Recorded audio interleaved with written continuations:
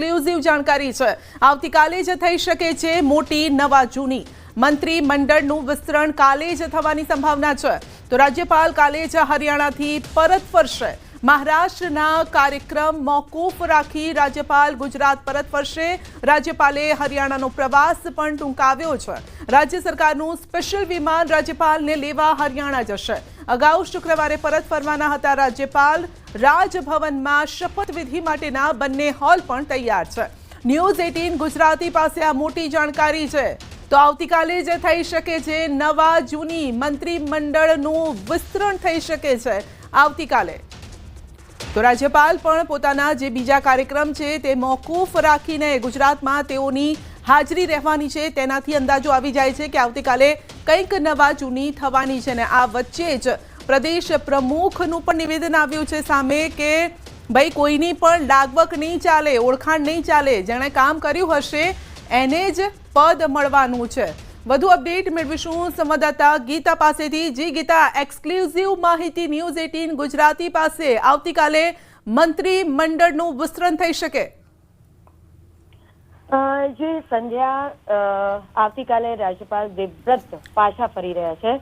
હું આપને જણાવવા માંગીશ કે હાલ તેઓ હરિયાણા કુરુક્ષેત્ર છે ને ત્યાંથી તેમનો આગળનો કાર્યક્રમ મુંબઈ માટે હતો, મહારાષ્ટ્ર માટે હતો, પરંતુ મહારાષ્ટ્રની તમામ મુલાકાતો તેઓએ રદ કરી છે। રાજ્ય સરકારનું એક વિશેષ પ્લેન તેમને લેવા માટે જશે અને આવતીકાલે તેઓ પરત ફરી રહ્યા છે। અગાઉના નિર્ધારિત કાર્યક્રમો અનુસાર તેઓ 18મીએ પરત ફરવાના હતા, પરંતુ મંત્રીમંડળ વિસ્તરણને જોતા તેઓ વહેલા પરત ફરી રહ્યા છે। આવતીકાલના દિવસમાં રાજ્ય સરકારનું સ્પેશિયલ વિમાન તેમને લેવા જશે અને આવતીકાલે તેઓ પરત ફરશે। હું આપને જણાવવા માંગીશ કે આવતીકાલે એક વિશેષ કેબિનેટની બેઠક બોલાવવામાં આવી છે।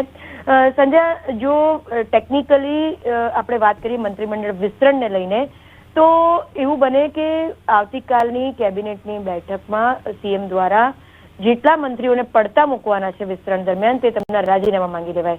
અગાઉથી નો ડાઉટ તેમને ટેલિફોનિક સૂચના અપાઈ ગઈ હશે ને આવતીકાલે યોજાનારી કેબિનેટની બેઠકમાં તેઓ તેમના રાજીનામા સીએમને સુપ્રત કરશે અને એવું બની શકે કે કેબિનેટની બેઠક બાદ સીધા જ સીએમ રાજભવન જાય। રાજ્યપાલનો સમય પણ તેઓએ આવતીકાલે લીધો હશે અને નવા મંત્રીમંડળના વિસ્તરણનો પ્રસ્તાવ તેઓ રજૂ કરે રાજભવનમાં રાજ્યપાલ આગળ। એટલે મહત્વનું એ છે કે તમામ કાર્યક્રમો ટૂંકાવીને આવતીકાલે રાજ્યપાલ પરત ફરી રહ્યા છે। મહારાષ્ટ્રના મુંબઈના તમામ કાર્યક્રમો તેઓએ રદ કર્યા છે। રાજ્ય સરકારનું સ્પેશિયલ વિમાન આવતીકાલે તેમને લેવા જઈ રહ્યું છે અને તેઓ એ વિશેષ વિમાન દ્વારા જ પરત ફરી રહ્યા છે ગાંધીનગર। સંભાવના એવી છે કે કેબિનેટની બેઠક પહેલા અથવા તો કેબિનેટની બેઠક બાદ સીએમ રાજ્યપાલને મળી શકે છે। સંભાવના એવી છે કે કેબિનેટની બેઠક બાદ જ તેઓ રાજ્યપાલને મળે અને નવું જે કેબિનેટનું મંત્રીમંડળ છે તેના માટે મંજૂરી પ્રસ્તાવ રજૂ કરે। જી, અત્યારે કોઈ એવી હલચલ જોવા મળી રહી છે કે કોઈને પહેલાથી જ કહેવાઈ ગયું હોય કે આપનું નામ આ લિસ્ટમાં છે અને એ હરખ એ ચહેરા પર દેખાતો હોય, અથવા તો એવા નામો જે આપણી પાસે છે ને એની કોઈ પુષ્ટિ થતી હોય? કેટલાક નામો એવા લાગી રહ્યા છે કે કદાચ તમને હિન્ટ આપી દેવામાં આવી હોય, પરંતુ અત્યારે લગભગ તમામ ધારાસભ્યો થનગની રહ્યા છે અને તમામના ચહેરા પર ઉત્સાહ દેખાય છે જેઓને મંત્રીમંડળમાં સ્થાન નથી મળ્યું।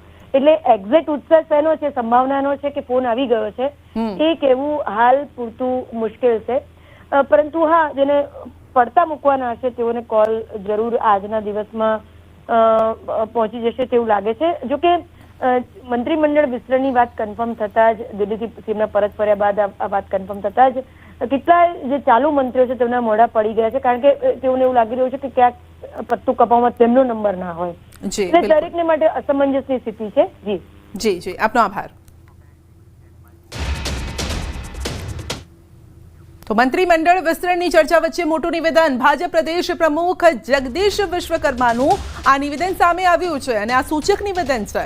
તેમનું કહેવું છે કે કામ કરનારને જ મળી શકે છે સ્થાન, કોઈ ઓળખાણની જરૂર નથી, કામના આધારે જ મળી શકે છે મંત્રી પદ। ભાજપની સ્પષ્ટ નીતિના જાહેરમાં તેમણે સંકેત આપી દીધા છે। વડોદરામાં અભિવાદન સમારોહમાં તેમણે આ સંકેત આપ્યા।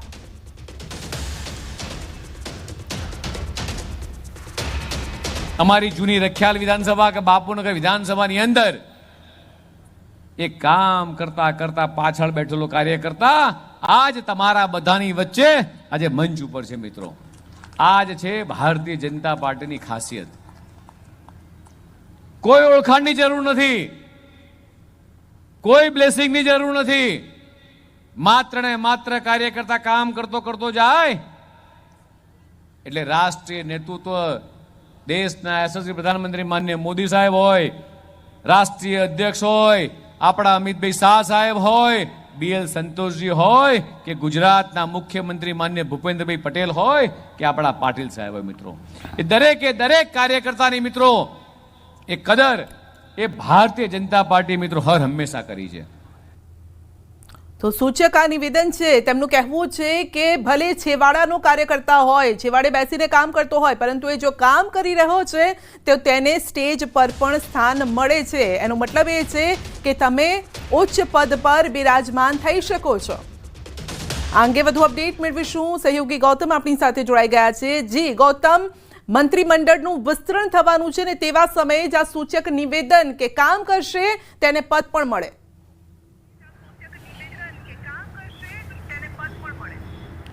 જી બિલકુલ, પ્રદેશ પ્રમુખ જગદીશ વિશ્વકર્મા નવનિયુક્ત થયા છે અને ત્યારબાદ પ્રવાસોનો દોર જે છે તે જોવા મળી રહ્યો છે. સૌપ્રથમ પ્રવાસની શરૂઆત જે છે તેમણે ઉત્તર ગુજરાતથી કરી હતી. અંબાજીના દર્શનથી આ પ્રવાસની શરૂઆત કરી હતી. ત્યારબાદ દક્ષિણ ગુજરાતની અંદર આ પ્રવાસ યોજાયો હતો અને ત્યારબાદ ગઈકાલે તેમનો પ્રવાસ જે છે તે મધ્ય ગુજરાત એવા વડોદરા ખાતે યોજાયો હતો. આ તમામ વચ્ચે તેમણે એક સૂચક નિવેદન કર્યું હતું કે જે લોકો કામગીરી કરતા હશે, ગ્રાસરૂટ લેવલ ઉપર કામ કરતા હશે અને લોકો વચ્ચે રહેતા હશે તેમને પ્રાધાન્ય મળશે તે પ્રકારની વાત તેમણે કાર્યકર્તાઓ સમક્ષ મૂકી હતી અને તે વાત જે છે તે સાર્થક થઈ રહી છે. કારણ કે જગદીશ વિશ્વકર્માની વાત કરીએ તો તેઓ ગ્રાઉન્ડ લેવલથી આવે છે અને ગ્રાઉન્ડ લેવલ તેઓએ બૂથ લેવલની કામગીરીથી રાજ્યકક્ષાના મંત્રી સુધી પહોંચ્યા હતા અને હવે પ્રદેશ પ્રમુખની જવાબદારી પણ મળી રહી છે. એટલે તેમણે સીધા સંકેત આપ્યા છે કે આવનારી તેમની ટીમ હોય કે પછી મંત્રીમંડળના વિસ્તરણની વાત હોય, આ તમામ બાબતો વચ્ચે ભારતીય જનતા પાર્ટીનો જે પીઢ કાર્યકર્તા હશે તેમને પ્રાધાન્ય મળશે એ વાત ચોક્કસ રીતે જોવામાં આવી રહી છે. એ જ અંતર્ગતની વાત કરીએ તો